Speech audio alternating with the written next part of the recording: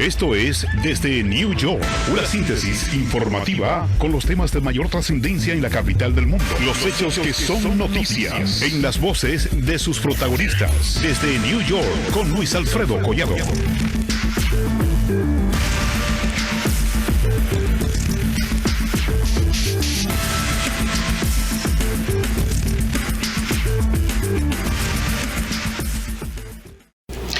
¿Qué tal, amigos? Esto es Desde New York, aquí en Canal América.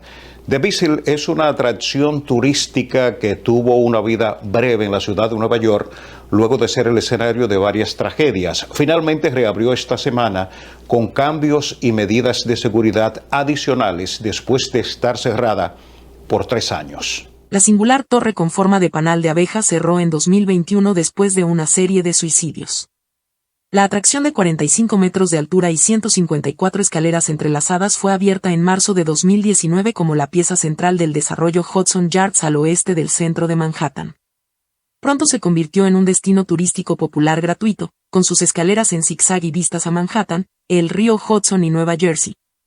Pero la pandemia y 4 suicidios en 18 meses obligaron a varios cierres temporales, hasta uno definitivo en 2021.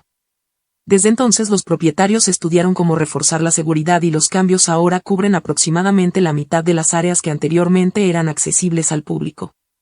Entre las medidas adoptadas, ahora 4 escaleras y sus plataformas adyacentes han sido equipadas con barreras de malla de acero diseñadas para preservar la apariencia y las vistas de la estructura. Pero al mismo tiempo evitar más saltos al vacío. Los 2 primeros niveles de este edificio seguirán completamente abiertos como en el diseño original, mientras que los pisos superiores serán accesibles solo en las secciones donde se han instalado las barreras. La planta superior estará fuera del alcance de los visitantes. El mirador ya no es gratuito. Ahora las entradas cuestan $10 y $15 y están disponibles en el portal oficial. Los residentes de la ciudad de Nueva York pueden acceder gratis los jueves presentando un comprobante de residencia.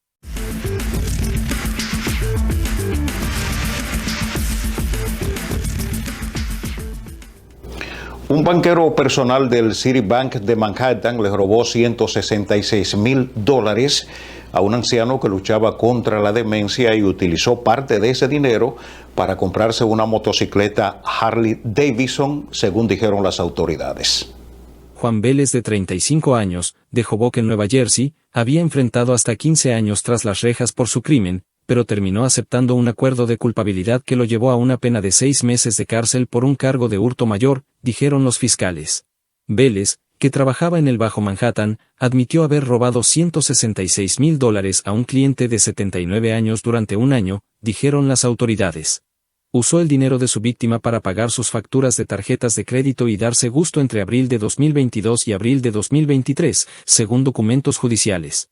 Los fiscales dijeron que la víctima visitaba la sucursal de Citibank varias veces a la semana para hablar con Vélez después de confundirse sobre lo que estaba pasando con su dinero. Pero Vélez, quien robaba activamente a la víctima, atribuyó las frecuentes visitas del anciano a sus problemas de memoria. El plan de Vélez incluía crear cuentas falsas haciéndose pasar por el anciano y usarlas para transferirse dinero a sí mismo, según los fiscales. Los cruceros más sucios del mundo están repletos de mugre, desde lodo hasta infestaciones de gusanos, según indica un nuevo reporte del Centro para el Control y Prevención de Enfermedades de Estados Unidos, CDC. El programa de saneamiento de buques de la agencia que califica los cruceros por su limpieza sobre 100 puntos para mantener a raya las enfermedades gastrointestinales, publicó los resultados de sus últimas evaluaciones, en las que 10 barcos recibieron puntuaciones por debajo de 89. El barco más sucio fue el Hanseatic Inspiration de Hapag-Lloyd, que recibió una sorprendente puntuación de 62. El informe de los CDC enumera violaciones del código sanitario, como un grifo de cerveza cubierto de mugre, insectos vivos y muertos en el bar de la piscina y un pájaro en descomposición cubierto de gusanos cerca de la parrilla del exterior. Mientras tanto, los alimentos que requerían refrigeración no se almacenaban a temperaturas lo suficientemente bajas. A pesar de las violaciones, un portavoz de Hapag-Lloyd Cruises dijo que la línea de cruceros ha cumplido consistentemente con los estrictos requisitos de higiene durante muchos años. Como resultado de la inspección de los CDC, Hapag-Lloyd Cruises investigó las numerosas infracciones en materia de seguridad sanitaria a bordo del barco. Mientras tanto, el Caribbean Princess de Princess Cruises, el Carnival Breeze de Carnival, y el Ebrima de Ritz-Carlton Yacht Collection, obtuvieron una puntuación de 86.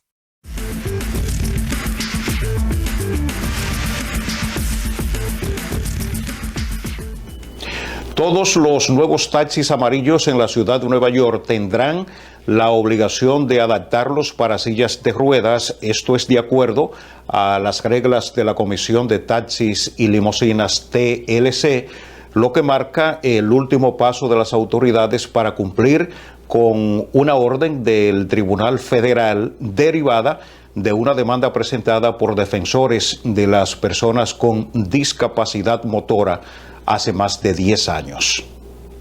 Las nuevas medidas implican que la TLC solo aprobará una nueva licencia vehicular para un titular de una licencia de taxi amarillo si su vehículo está equipado con una rampa para sillas de ruedas y otras características de seguridad para pasajeros con dificultad para moverse por sí mismos.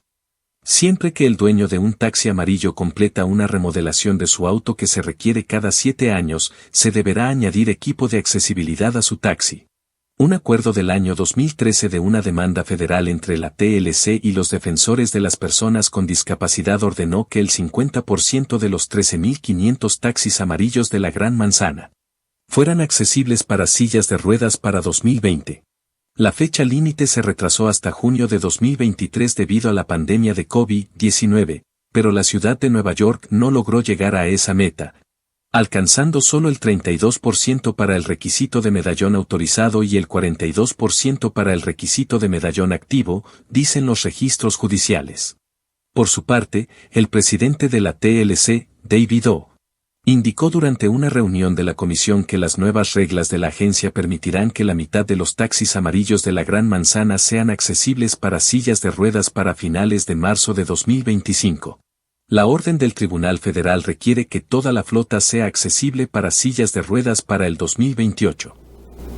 Y continuando con el tema de los taxis, la Alianza de Trabajadores de Taxis le está poniendo mucha velocidad a una nueva batalla contra las aplicaciones de transporte Uber y Lyft para que pongan fin a la práctica de bloquear a los conductores de la ciudad en el tiempo que transcurre entre un viaje y otro, lo cual reduce significativamente sus ingresos, y esto es de acuerdo con una denuncia presentada esta semana. Las tasas de salario mínimo de la Gran Manzana para los conductores de estas empresas tecnológicas fueron las primeras del país y se establecieron en 2018, en una legislación patrocinada por el entonces miembro del Consejo y actual Contralor Municipal Brad Lander. Antes de la aprobación de la ley, los conductores ganaban tan solo $6 por hora, porque las empresas de aplicaciones no les pagaban por el tiempo que pasaban esperando los viajes. La ley condujo a aumentos significativos en el salario de los conductores, sin impactar aparentemente los precios para los clientes o los tiempos de espera. Los portavoces de este gremio argumentan que estas corporaciones están utilizando artimañas, como sacar del sistema a los conductores, inmediatamente después que terminan un viaje, o por periodos arbitrarios de varias horas. Este esquema, manejado supuestamente con audacia tecnológica, impide la posibilidad de que los conductores tengan continuidad en sus ingresos. Y lo peor, recibir el pago completo por las horas que trabajan.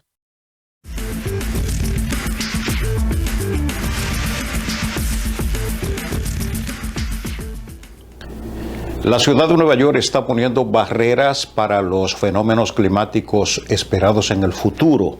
La alcaldía anunció que se terminó la primera sección del proyecto de resiliencia costera del lado este, en un esfuerzo por proteger a más de 110,000 residentes del Bajo Manhattan, incluidas 28,000 viviendas públicas, de futuras tormentas y mareas altas. Además de preservar miles de millones de dólares en infraestructura y propiedades en el área. Debido al cambio climático, el nivel de las aguas que rodean a la isla de Manhattan se está elevando. Se vaticina que las tormentas costeras serán cada vez más frecuentes y severas. Desde el año 2020 y como reacción a los efectos del huracán Sandy, la ciudad de Nueva York con el apoyo del gobierno federal inició este proyecto de recuperación costera del East Side, para abordar estas amenazas, reduciendo el riesgo de inundaciones. Nadie sabe cuándo llegará la próxima super tormenta a nuestras puertas. Pero la ciudad de Nueva York se prepara. Una vez que se complete todo el proyecto, las puertas protectoras se pueden desplegar cuando un huracán o una marejada ciclónica se dirija hacia nosotros, protegiendo las vidas y los bolsillos de los neoyorquinos mientras salvaguardamos la propiedad, dijo el alcalde Eric Adams. Este megaproyecto de $1.450 millones que se está construyendo en 2 secciones, se inició en noviembre de 2020. Ya la primera etapa se completó con un costo de $163 millones, que es $10 millones menos que su presupuesto proyectado originalmente. La construcción de la segunda etapa, que está en marcha, se prevé esté terminada para fines de 2026, la cual incluye una reconstrucción completa del East River Park. El proyecto ha sido diseñado para mejorar el acceso a la costa a través de puentes y puntos de entrada reconstruidos. También mejorará los sistemas de alcantarillado existentes para capturar y gestionar las precipitaciones durante las tormentas. El gigante de comida rápida McDonald's dijo que no es una marca política, pero declaró su orgullo por la visita del candidato presidencial republicano Donald Trump a uno de sus restaurantes en Filadelfia, donde cocinó y vendió papas fritas luciendo un delantal para hacer campaña. McDonald's, cuya mayoría de locales operan bajo licencias de franquicia, dijo en un mensaje interno a sus empleados que no apoya a ningún candidato a las elecciones de Estados Unidos, y que simplemente siguió su política de puertas abiertas para todos después de que el responsable del establecimiento aceptara recibir a Donald Trump. El expresidente y candidato republicano aprovechó su visita a McDonald's para acusar a su rival demócrata, la vicepresidenta Kamala Harris, de haberse inventado que de joven trabajó para esta cadena de comida rápida, algo que él nunca ha podido probar.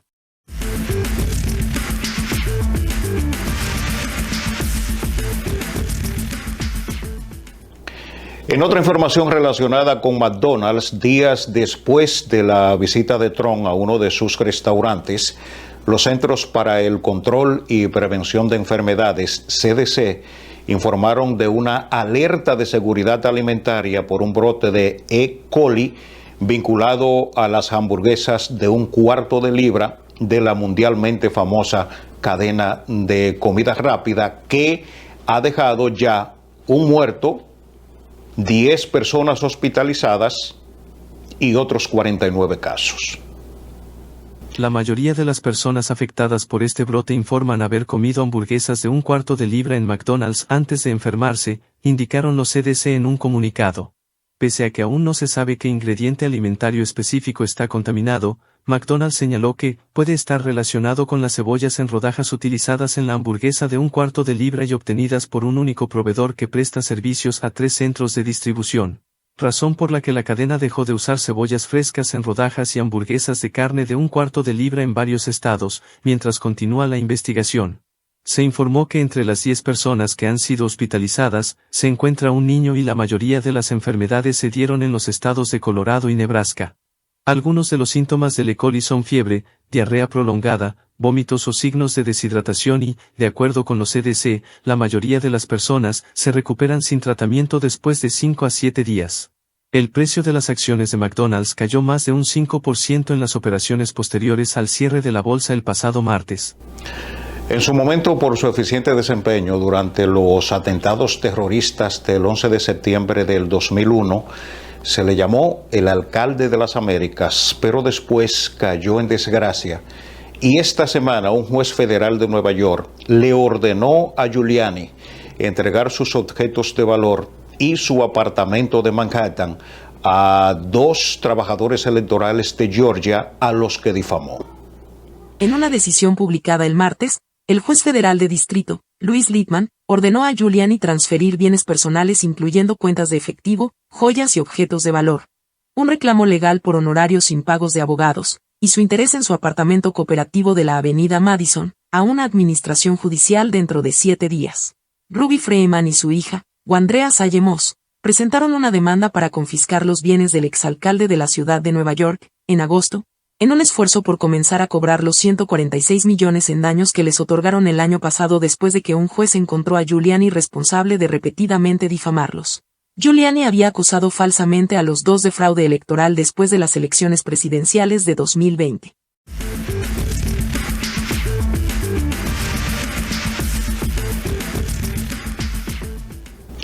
La justicia peruana declaró culpable esta semana al expresidente Alejandro Toledo por colusión y lavado de activos por los sobornos recibidos de la empresa brasileña Odebrecht y lo condenó a 20 años y 6 meses de cárcel, lo que lo convierte en el primer exmandatario de su país que cumplirá una condena por este caso de corrupción.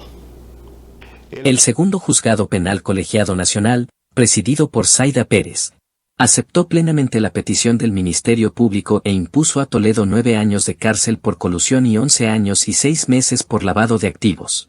La sentencia considera que el exmandatario favoreció a la constructora brasileña en la concesión de los tramos 2 y 3 de la carretera interoceánica, que une Perú y Brasil, entre 2004 y 2005. También afirma que Toledo, de 78 años, se coludió con particulares interesados como Odebrecht para que, mediante una coima de $35 millones, se otorgue a la empresa brasileña la licitación de la construcción de los tramos 2 y 3 de la carretera interoceánica, causando perjuicio al Estado. El canciller dominicano Roberto Álvarez calificó de insensatos los llamados para detener las repatriaciones de haitianos desde la República Dominicana. Mi gobierno no puede aceptar este llamado insensato a parar las repatriaciones, que equivaldría a una frontera abierta y que fomentaría aún más la migración irregular a mi país. Eso nunca lo vamos a permitir, expresó el canciller dominicano ante el Consejo de Seguridad de Naciones Unidas. Estas declaraciones de Álvarez fueron en respuesta a las denuncias hechas por el embajador haitiano ante la ONU, Antonio Rodríguez, quien afirmó que las repatriaciones masivas del gobierno dominicano no son solo violaciones de derechos fundamentales, sino además contrarias a las leyes internacionales. El canciller dominicano continuó su turno destacando la carga que significa para República Dominicana ser el único país de frontera terrestre con Haití. Álvarez ejemplificó con cifras la presión que, según él, 147,000 niños haitianos ocupan un pupitre en las escuelas del país y el 16% de los beneficiarios del sistema público de salud son haitianos.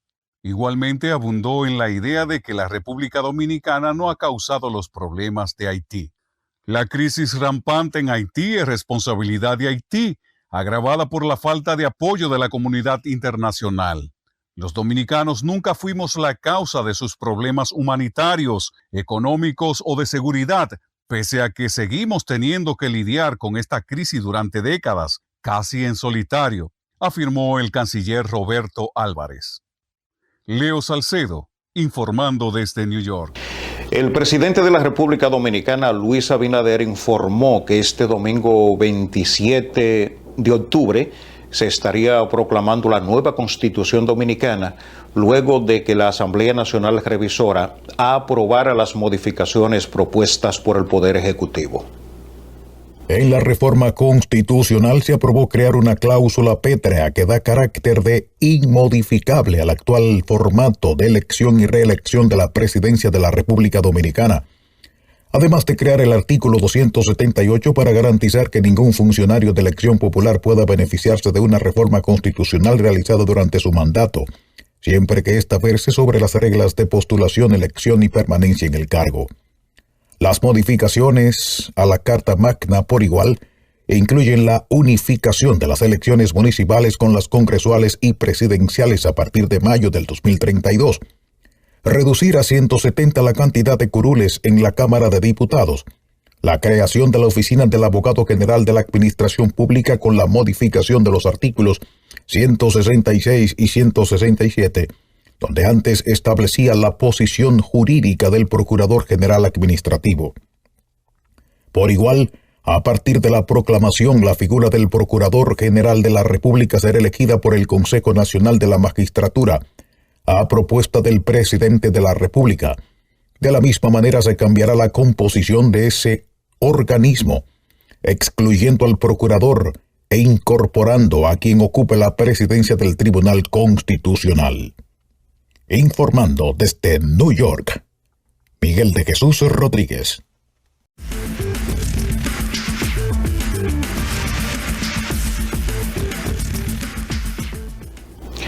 A continuación vamos a hacer un resumen sobre la reforma fiscal que el gobierno del presidente Luis Abinader había preparado y lo que generó un rechazo nacional que también tuvo su repercusión en la ciudad de Nueva York. No sé si por coincidencia, pero la reforma adornada con el nombre de modernización fiscal coincide con una que se hizo hace 40 años en el gobierno del Partido Revolucionario Dominicano cuando Salvador Jorge Blanco era presidente, y eso generó la poblada de abril de 1984, generando una cantidad de muertos que aún no se sabe la cifra exacta, pero hay quienes creen que fueron entre 150 y 300 los que cayeron ese funesto abril. Y décadas después, los hijos y los nietos de esos que masacraron al pueblo dominicano intentaron volver a repetir la historia, pero esta vez no le funcionó porque muy a tiempo sucedieron escenas como estas que verán a continuación frente al Congreso Nacional.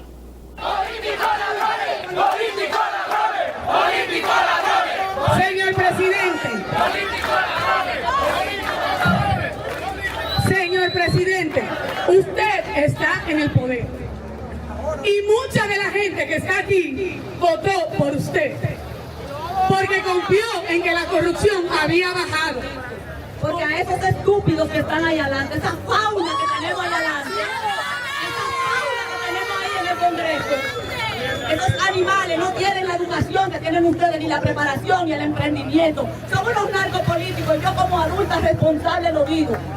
Yo soy una persona profesora de la universidad responsable, lo digo. Ahí lo que hay son narcos políticos. En las vistas públicas que se hicieron en el Congreso durante más de 10 horas, el pueblo también aprovechó ese escenario para manifestar su frustración y más que todo desahogarse en una jornada que quedó marcada para la historia de ese cuerpo legislativo. Esto fue parte de lo que allí se dijo. Usted es capaz, asesino, de cobrarme a mí por vivir, de cobrarme a mí por comer, de cobrarme a mí por beber agua, de cobrarme a mí por ir al baño. Yo no sé cómo ustedes, diputados, ustedes no dependen de presidente ni que pertenezcan a un partido, ustedes pertenecen al pueblo, respóndanos a nosotros. Miren, los dominicanos da brega para ponernos de acuerdo.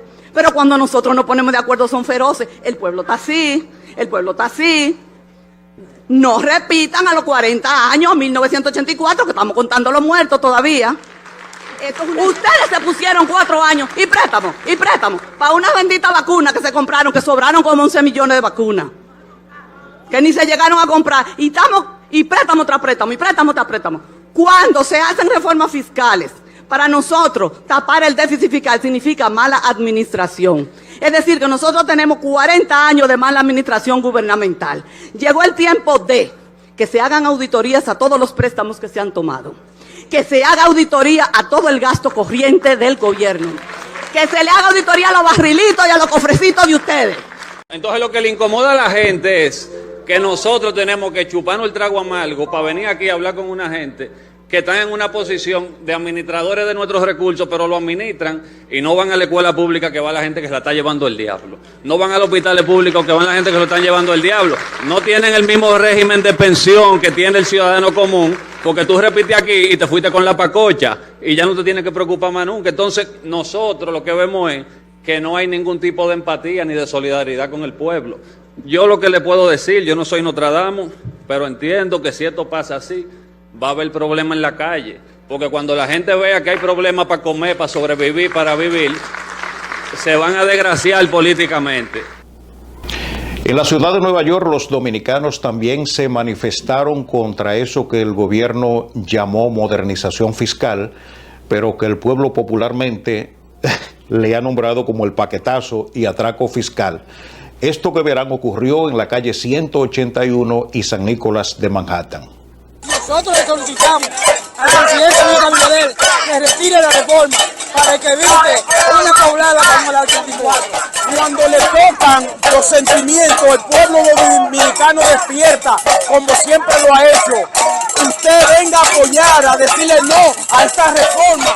Él no debería hacer eso con la gente pobre. Ese hombre no le duele el país ni le duele a nadie. El gobierno quiere venir a imponer unos impuestos que yo no sé de dónde carajo salen. La reforma no debería ir en la forma que el gobierno lo está presentando. Quieren también tener el dinero de los dominicanos, lo que se gastaron en estas elecciones, comprando los votos, comprando 22 partidos, y no han endurado el país con 45.000 millones. Y nosotros le decimos que no aceptamos esa reforma fiscal. La diáspora dice no, estamos cansados y estamos altos y no lo vamos a aceptar. Después de todo esto, el presidente Luis Abinader apareció en televisión pronunciando un breve discurso grabado de menos de 6 minutos, así que después de todo el movimiento de rechazo a la reforma fiscal, el presidente Abinader decidió escuchar al pueblo solicitando el retiro de ese impopular proyecto que había depositado en el Congreso. Hoy quiero decirles que su mensaje ha llegado hasta mis oídos. Escuchamos sus inquietudes, sus reservas, sus preocupaciones. He sentido el pulso de la nación en cada rincón, en cada conversación, en cada espacio donde su voz ha resonado. Y entiendo que la propuesta de ley de modernización fiscal no cuenta con el consenso necesario para ser aprobada. Como presidente siempre he sido fiel al principio de que en una democracia se puede conseguir todo con el pueblo, pero nada contra el pueblo. Estoy procediendo entonces a solicitar el retiro inmediato del proyecto de ley de modernización fiscal de la agenda del Congreso Nacional.